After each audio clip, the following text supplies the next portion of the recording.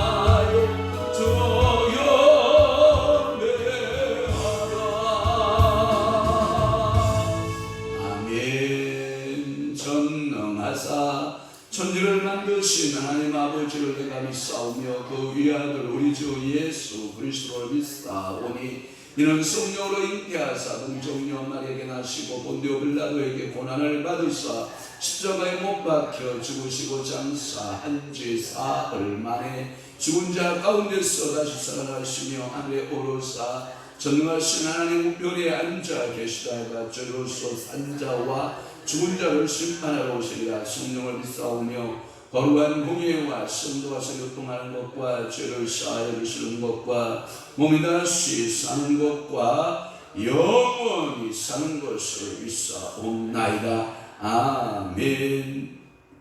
내 마음으로 죄인의 형통을 부러워하지 말고 항상 여호와를 경외하라. 정령이 네 장래가 있겠고 네 소망이 끊어지지 아니하리라. 그렇습니다. 오늘도 우리 마음속에 죄인의 형통을 부러워하지 말고 우리의 심령이 항상 여호와를 경외하고 그러면 정령이 우리의 장래가 있고 우리의 소망 끊어지지 아니함을 믿나이다. 주의 성령이여 오셔서 우리를 사로잡아 주셔서 항상 여호와를 경외하는 신앙인이 되게 하시고 그리하여 우리의 소망이 끊어지지 아니하고 오늘도 우리의 미래의 일들을 바라볼 수 있는 성령의 사람들 다리도록 우리 아버지께서 은혜 내려 주옵소서.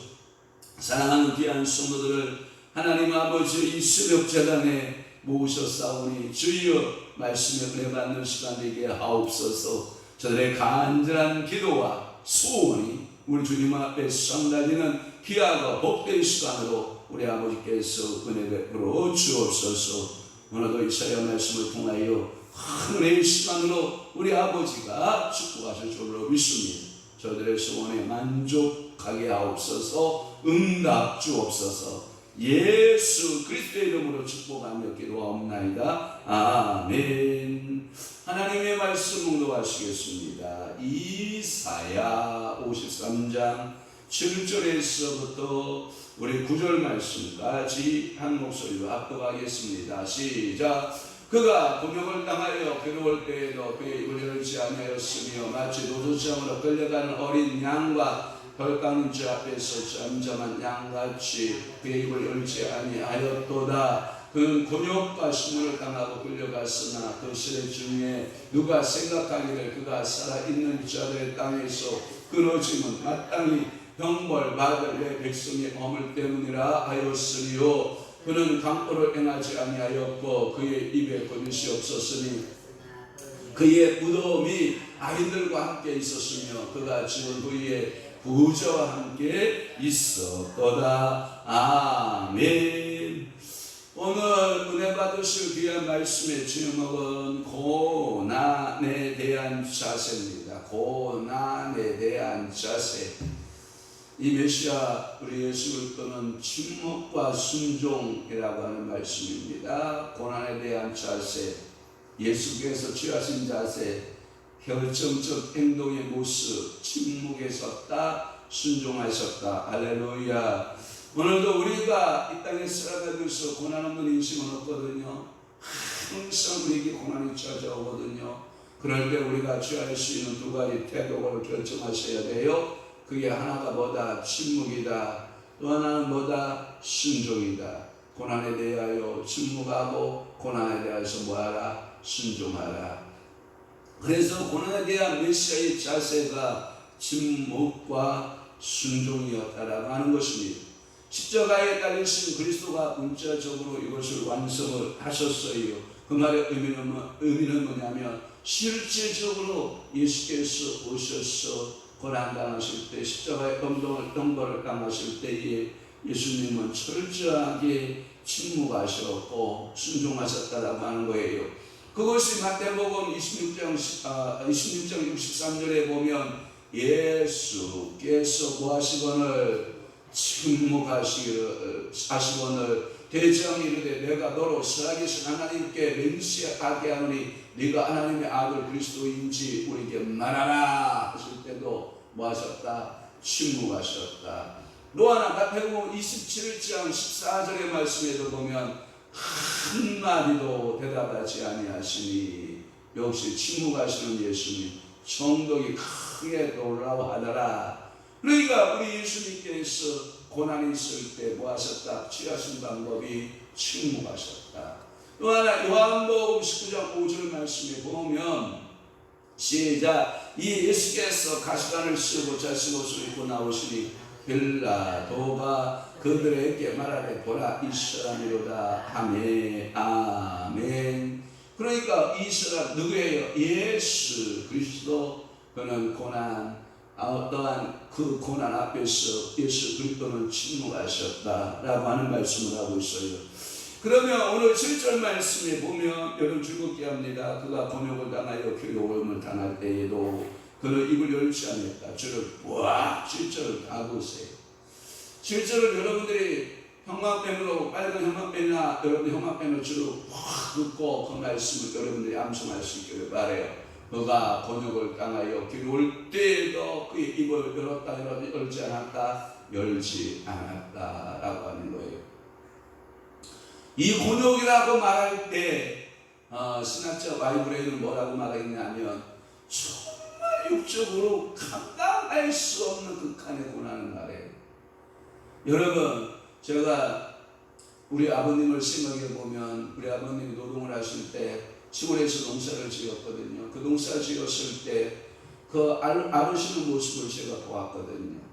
옛날 어르신들 앓을 때나 이마에다가 뭘 두르죠? 이렇게 끈을 이렇게 두르죠. 생각나십니까? 그러면서 저희 어머님이 여보 고깃국 해줄까요? 싫어요. 여보 닭 잡아드릴까요? 싫어요. 여보 제가 맛있는 거 시장에 가서 꽁치, 옛날에는 아지가 많이 나왔죠. 아지조림, 꽁치조림, 명태조림, 명태 여러분 필요한 걸 다 해줘도 싫다고 하셔요. 앓을 때에는 다 싫대요. 그렇게 먹기를 좋아하시고 고기를 먹기를 좋아하셨던 저희 아버님인데 육식체질이 있었는데 그리고 밀가루 음식을 그렇게 좋아하셔요. 왜냐하면 평양분이라서 밀가루, 냉면 이런 거 겨울에도 국수 삶아서 얼음 덩덩 뜨거운 거 있잖아요. 이런 그 동치미를 그냥 말아서 국수 드시는 그런 모습을 늘 보고 자랐는데 앓으실 때 보면은요 이 이마에다가 이 끈을 지끈지르고 매고 알면서 어머니 하고 앓으셔요. 그 옆에서 제가 보면 할머니가 없어 아빠 할머니 없어 할머니 부르지 마 할머니 없어 제가 옆에서 그러면 그래도 우리 아버님 아프면 어머니 이러고 부르신단 말이에요. 그게 알면서 들 하는 거거든요. 그런데 우리 예수님은 아무리 괴로워도 그 고통에 입을 열지 않으셨다라고 하는 거예요. 육적 고통이 너무 심함에도 불구하고 그는 입을 열지 않았다. 그래서 묵묵히 그 고통을 견딘 것은 정신적 고통도 함께 동반한 것이다. 시편 38편 13절 14절 39편 2절 9절 말씀에 보면 그렇게 우리는 알 수가 있어요. 사랑하는 성도 여러분, 하여튼 우리가 자 한번 읽어볼까요? 시편 38편 13절 시작. 나는 못 듣는 자같이 듣지 아니하고 말 못하는 자같이 입을 열지 아니하오니. 자 38편 14절 시작. 나는 듣지 못하는 자 같아서 내 입에서 반박할 말이 없나이다. 그러니까 이 예수 그리스도는 그 고통 가운데서도 침묵하시면서 잠잠히 그 고난을 당신의 육체에 당신의 몸에 채우신 줄로 분명히 믿습니다. 이는 고통에 대한 그리스도의 완전한 순종을 가리키는 것을 말해요. 그래서 빌립보서 2장 8절에도 사람의 모양으로 나타나서 자기를 낮추시고 죽기까지 복종하셨으니 그 십자가에 뭐하심이라? 죽으심이라.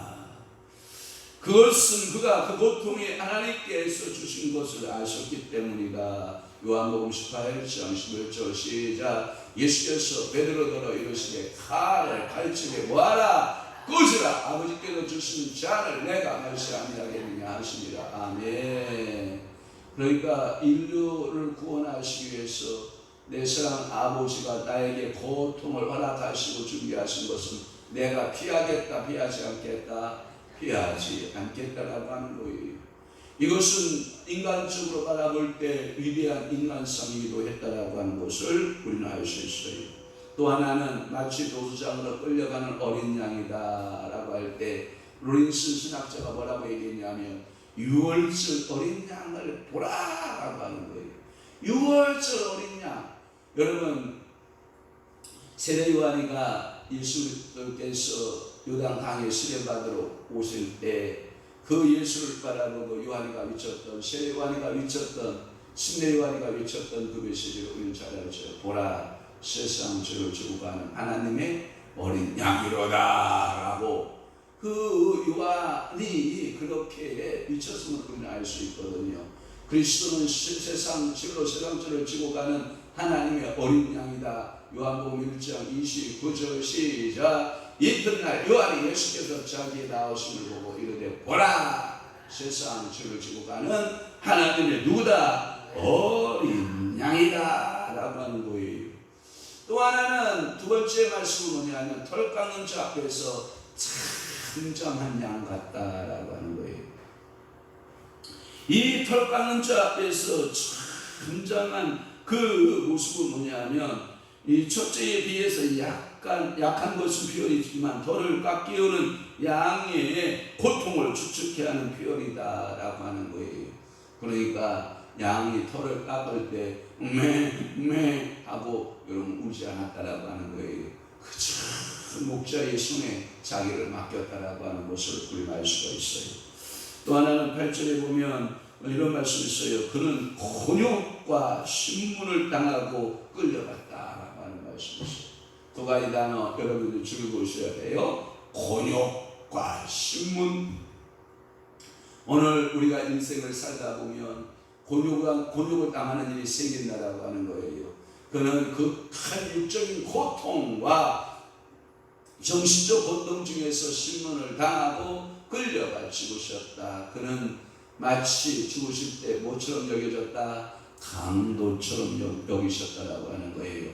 마태복음 26장 55절을 보시기를 바랍니다. 시작. 그때에 예수께서 우리에게 말씀하시되 너희가 강도를 잡는 것 같이, 그러니까 칼과 뭉치를 가지고 나를 잡으러 나왔느냐? 내가 날마다 성전에 앉아 가르쳤으되 너희가 나를 잡지 아니하였도다. 그러니까 예수님을 무슨 취급한 거예요? 강도 취급한 거예요. 사실 그래요. 여러분들 보세요. 성경에 보면 예수님이 가운데 십자가에 지시고 그 다음에 좌우편에 뭐라고 표현되어 있어요? 강도로 표현되어 있거든요. 그러니까 예수를 뭘로 제목이 뭐예요? 아, 저는 강도다 이렇게 표현한 거거든요. 어찌 우리 예수님이 강도일 수가 있단 말입니까? 전혀 강도일 수가 없는데 그들은 생각하기를 마치 강도가 지금을 여겼다라고 하는 말씀이기도 합니다. 그는 끌려가 제사장의 시문을 받으시고 또한 강도 사이에서 십자가의 죽음을 당하시고 마태복음 27장 38절 시작. 이때에 예수와 함께 강도 둘이 십자가에 못 박히니 하나는 어디에 우편에 하나는 어디에 좌편에. 둘 중에 하나는 누군가는 뭐했어요? 얘기했죠. 그게 뭐예요? 우편 강도라고 소위 말하죠. 그래서 하나님께서는 그 강도와 같이 지급을 당하시고 강도와 함께 죽임을 당하셨다라고 하는 말씀이에요. 그 세대 중에서 이 해석에 대한 말씀이 있는데 그 세대 중에라고 하는 그 말씀은 이런 거예요. 첫째는 뭐냐? 그의 지상의 생애 기간을 가리킨다라고 하는 학자가 카이라고 하는 신학자고, 또는 그의 기원과 지상의 생애와 하늘에서 지배하는 전 세대다 오이기라는 신학자가 있고, 그의 세대의 사람들이라고 하는 것이 평일주나 최인에 대한 해석인데 우리는 3번으로 보기 쉬워요. 그래서 3번으로 해석하고, 또는 1번 지상의 생애 세대이고 중점은 그때의 사람들, 그 당시에 십자가를 예수 그리스도로 십자가에 못 박게 했던 사람들로 해석하는 것이 좋다는 겁니다. 또 하나는 뭐냐? 살아있는 자들의 땅에서라고 하는 표현이에요. 한글판 성경에는 신자의 땅에서 끊어짐은 이렇게 되어 있는데, 그가 살아있는 자들의 땅에서 끊어짐은 이란 말씀인데 그것은 현세를 말씀하고 있는 거예요. 그래서 그리스도가 현세에서 죽으심을 당시의 사람들은 죄로 인해 죽는 것이고 그들과 모든 인류의 죄로 대속하는 죽음인 것을 전혀 이해하지 못했다라고 하는 거예요. 마치 자기가 자업자득하여 성전을 헐어라, 내가 3일 안에 세울 것이다, 이러한 잘못되어진 성경 해석법을 동원하여 예수 그리스도를 십자가에 못 박았거든요.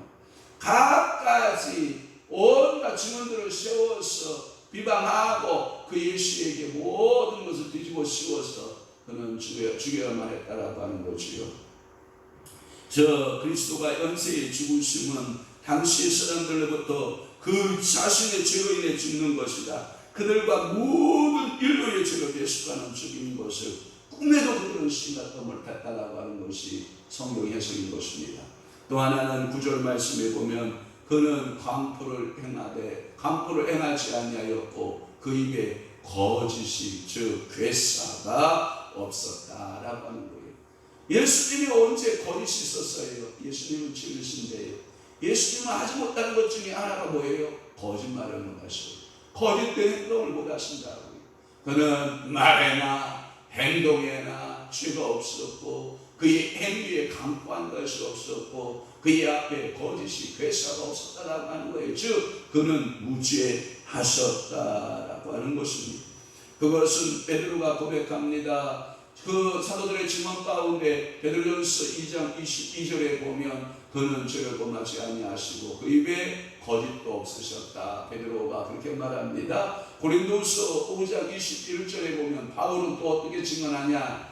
하나님이 죄를 알지도 못하신 이를 우리를 대신하여 죄로 삼으신 것은 우리로 하여금 그 안에서 하나님의 의가 되게 하려 하십니다. 그러니까 하나님이 죄를 알지도 못했다. 그러니까 예수 그리스도에는 사도 바울적 표현은 뭐냐? 죄도 알지도 못하신 분이에요. 죄에 대해서는 전혀 가르치지 않으셨던 그 예수님, 죄를 알지도 못하셨던 그 예수에게 우리의 죄를 몽땅 그에게 세워서 그가 어린 양으로서 죽임을 당함으로 그 피 보혈에 의해서 우리가 구속고 하나님의 죄에서 해방받은 줄로 믿습니다. 또 하나 사도 요한의 고백이 있어요.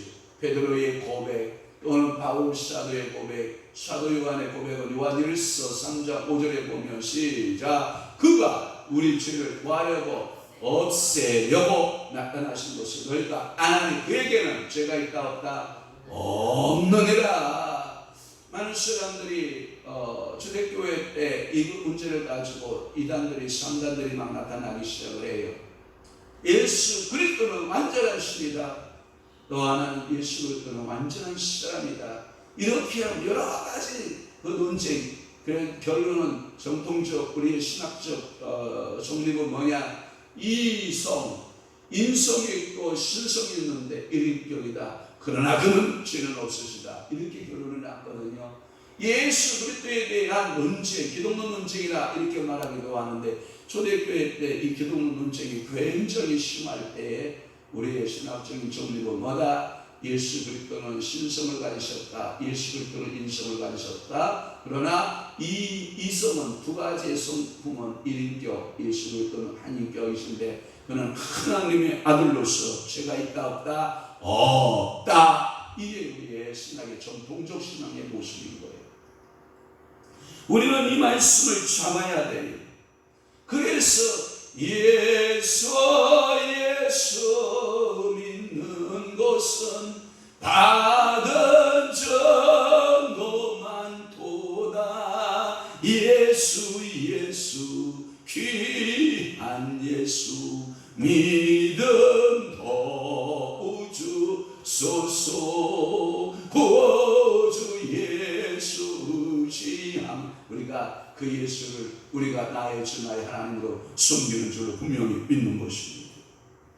그런데 또 하나 그의 무덤이 악인들과 함께 있었다라고 하는 말씀을 쓰는데요. 유대의 교권자들은 무지하신 그리스도를 죄인 취급하여 강도와 같이 십자가에 못 박았고 강도와 같이 배장하고자 계획하였다. 즉 이 말은 뭐냐면 십자가에 못 박히신 골고다. 우리 여러분 잘 알죠? 그 골고다는 왜 골고다예요? 그 마치 땅의 지형, 바위의 모형이 해골의 모형을 가지고 있다. 이러한 표현을 가지고 있고요. 또 하나 두 번째에서는 뭐냐? 왜 골고다냐? 첫 번째 아담의 해골의 뼈가 그곳에 묻혀 있다라고 해서 골고다라고 하는 의미가 있어요. 그러니까 언덕 위 어느 곳에 예수의 시선을 묻고자 골고다에 그 예수를 묻고자 했으나 성경의 예언의 말씀을 응하기 위해서 그가 죽은 후에 누구의 묘실에 묻혔도다? 부자와 함께 있었도다라는 표현을 써요. 그래서 여러분 성경에 보면 부자 요셉이가 와서 아리마대 요셉이가 와서 자기가 죽으면 들어가야 할 그 자리를 누구에게 양보해요? 예수 그리스도에게 양보한다. 그래서 하나님은 유대인의 계획을 막으시고, 그러니까 사람의 계획은 어떠하고 막으시고, 그리고 하나님의 계획을 이루셨다고요. 하나님은 뭐냐? 성경이 예언하기를 이 메시아가 죽으면 어디에 묻히도다? 부자의 묘실에 묻힌다라고 하는 그 예언의 말씀을 성취했다라고 하는 거예요. 그리스도의 시신을 부자의 무덤에 묻게 하셨고, 이 예언도 결국은 뭐예요? 문자적으로 성취되었다. 그러면 예수 그리스도께서 이 땅에 오심도 문자적 성취요, 사역도 문자적 성취요, 죽음도 문자적 성취요, 장사 진행도 문자적 성취요, 부활하신 것도 문자적 성취요, 우리에게 오순절 성령을 보내주신 것도 문자적 성취요. 그러면 우리 주님 신랑 되신 예수께서 다시 오실 때, 우리 여러분 예수 올 때의 재림도 그러면 문자 그대로 뭐 할까요? 다시 오심을 믿으시기를 축원하는 것입니다. 그렇습니다. 이 예언도 문자적으로 성취되었듯이 예수께서 아리마대 요셉의 묘실에 장사되었고, 우리 주님은 문자대로 이 땅에 다시 우리를 데리러 오실 것이고, 문자대로 새 예루살렘과 새 땅이 존재한다. 문자적으로 요한계시록이 존재했다. 새 하늘과 새 땅에서 또한 신천 신지 영원한 무궁세계에서 우리가 영원히 살 것을 믿습니다. 우리는 휴거에 두 번 휴거를 믿지 않습니다. 우리의 휴거는 단 한 번의 휴거입니다. 우리는 이상하게 한국교회는 역사적 전초연설을 믿고 있기 때문에, 또는 세대주의적 전초연설을 믿고 있기 때문에 우리에게 휴거가 두 번 있다고 보는 거예요. 7년 환란 중에 휴거가 한 번 있을 것이고 7년 환란 후에 휴거가 또 한 번 있는데 그걸 나누었더라고요. 그 휴거가 뭐냐? 첫 번째는 공중 재림의 휴거가 있다. 또한 두 번째는 지상재림의 휴거가 있다. 이렇게 보는 거예요. 여러분, 저는 무천년주의자라서 칼빈도 여러분 신학자 대부분의 보수적 신학자들은 전부 다 무천년주의자거든요. 아니다. 너 예수를 재림 동시에 공중과 지상에 동시에 재림하는 단 이례적 사건밖에 나타나지 않거든요.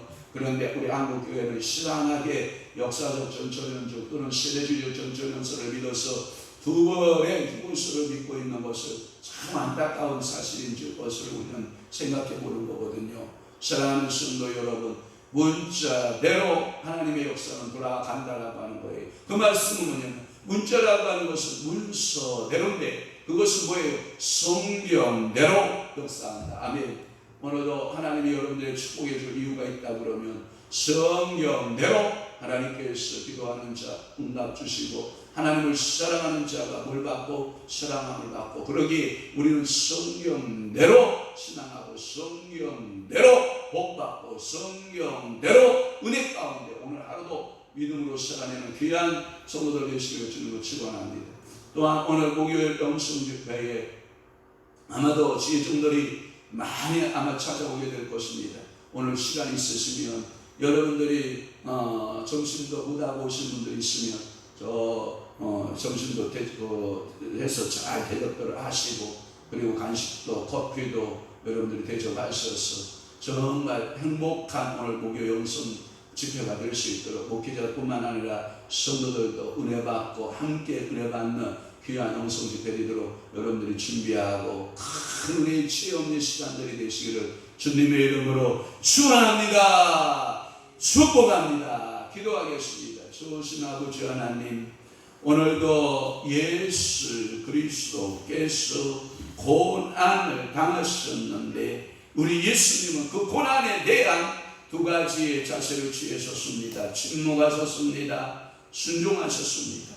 오늘도 우리 각자가 이 땅에 살아가면서 고난이 다가왔을 때 우리들이 주님 앞에 취할 자세는 침묵하고 순종하고 주님처럼 우리가 끝까지 인내함으로 구원의 완성을 이루어가는 믿음의 성도들 되도록 우리 아버지가 축복하여 주옵소서. 오늘도 하나님 거룩한 교회 사랑하는 교회 귀한 주의 종들 주의 백성들이 오늘 목요 영성 집회로 인하여 끝없이 모여들 터인데 그들을 주님께서 복에 복을 더하시고 그들의 발걸음이 축복의 발걸음 되게 하시고 이곳에 성령의 기름 부음이 임하게 하시고 믿음의 역사가 임하게 하시고 하나님의 축복하심의 능력이 임하게 하시고 수고하고 애쓰는 모든 선교들마다 우리 주께서 복의 복을 더하여 주옵소서. 이제는 우리 주 예수 그리스도의 은혜와 하나님 아버지의 만국하신 사랑하심과 성령님의 강화 교통 내주위로 역사 충만하시니 오늘도 순종하고 침묵하며 하나님 아버지 주시는 사명 고난을 이기고 믿음으로 승리하기를 원하는 사랑하는 귀한 성도들 신령 위에와 교회 위에 이제부터 영원토록 함께 있을지어다. 아멘.